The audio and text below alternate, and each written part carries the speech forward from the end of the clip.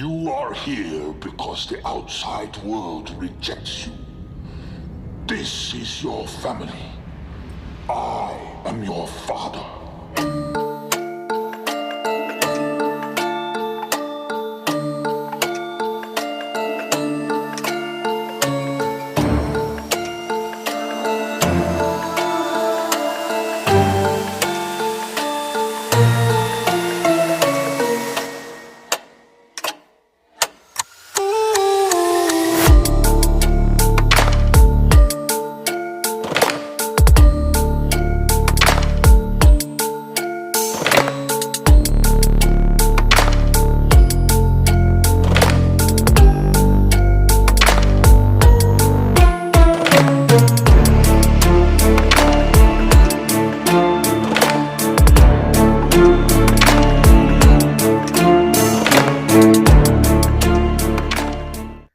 Terrence Crawford versus David Avanesian. You know, when you hear people say that Terrence Crawford hasn't fought anybody and his resume is trash, the thing about Terrence Crawford is he always will expose who the casuals are. Because truth be told, Terrence Crawford is taking on the most dangerous competition out there for him to take, especially at somebody at his level. He's fighting high-level unknowns. For those that don't know, that's high risk, low reward fights. That's something that somebody at his status usually doesn't do. But when it comes to the casuals, they will always holler that Terrence Crawford hasn't fought anybody because they don't know the difference between a popular name and a good opponent. But we're going to slowly pull him in today. You know what I'm saying? We're going to sit him down at the desk. You know, we're going to have him look at this chalkboard right here, and we're going to have him give him a little education lesson. Okay. But listen, we can't rush it and go too fast with him because, you know, the IQ is not that high. So we're going to have to stick on the level of what's familiar with them. So we're not going to go into David Avanesian. For those that know, they know, you know. But we have to stick to them on a casual level, you know, with names that they know. And eventually, we're going to go through Terrence Bud Crawford's entire resume and do it just like we're finna do today. But you got to say names that these casuals know.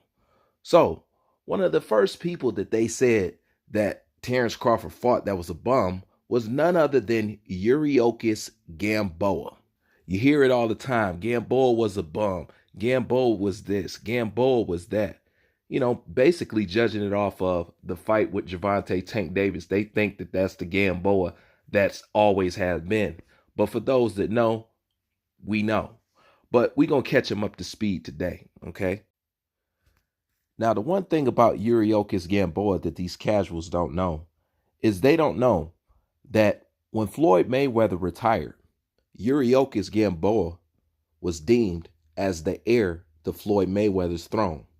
Not only that, Yuriokis Gamboa was a pound for pound fighter, you know. But let's not take my word for it. Let's take a little trip in time and let's hear what they said about Gamboa in the days of when Terrence Bud Crawford fought him. Causing quite a stir at the moment, he is in everyone's mouth that knows boxing. His name is Yuriokis Gamboa. Gamboa's physical talents and great amateur accomplishments have elevated his stock in the boxing world. And just by looking at him, you can see why. At 5'4", Gamboa goes by El Cyclone. And surely he doesn't resemble a cyclone, but a Category 5 hurricane. His moves, power, and speed is simply unmatched in the ring. And adding to that great amateur experience, including an Olympic gold medal for Cuba, this hurricane comes inadvertently and wipes out everything in his path. Now, for those that don't know, Gamboa is a 4-time national champion in Cuba. He won a gold medal in the 2003 Pan American Games and in 2004 Olympics in Athens.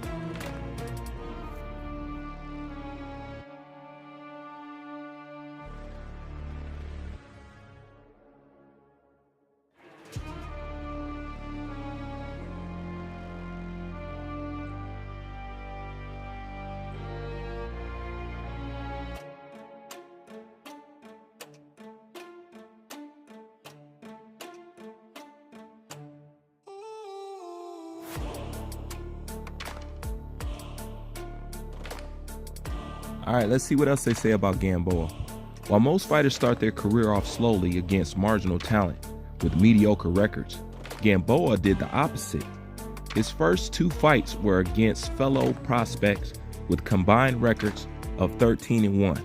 His third fight was against a seasoned veteran, Joel Mayo, who sported a record of 40-11-1 before entering the ring against Gamboa. In fact, over the entirety of his 15-year career, consisting of 35 bouts, Gamboa never once has faced a fighter with a losing record. Particularly unheard of in this modern era of boxing, when fighters are often fiercely protected in the early portions of their career. So basically, Gamboa was Lomachenko before they was Lomachenko, taking on tough competition early in his career and never facing a guy with a losing record. Now, interesting fact, how many undefeated fighters has Errol Spence beat? You don't know? Okay, I'll tell you, 3. Now tell me how many undefeated fighters has Terrence Crawford fought? 7. Moving on. So basically what I'm trying to get you casuals, aerosexuals, to understand is Errol Spence has never faced Terrence Crawford level of opposition, even while we're just looking at Gamboa. Do you know what the equivalent of Errol Spence fighting somebody like Gamboa is? That would be the equivalent of Errol Spence fighting Terrence Bud Crawford today. That's what Terrence Crawford did at that time. Because at that time, Gamboa was on the top 10 pound for pound, etching at number 1 pound for pound in his prime, and never faced a guy with a losing record and a full-on threat. And what you didn't know is Terrence Crawford was deemed to lose that fight. He does an interview where he talks about it. They thought Terrence Crawford was going to lose that fight. Bob Arum was feeding Terrence Crawford to Gamboa. He didn't think Terrence Crawford was going to win.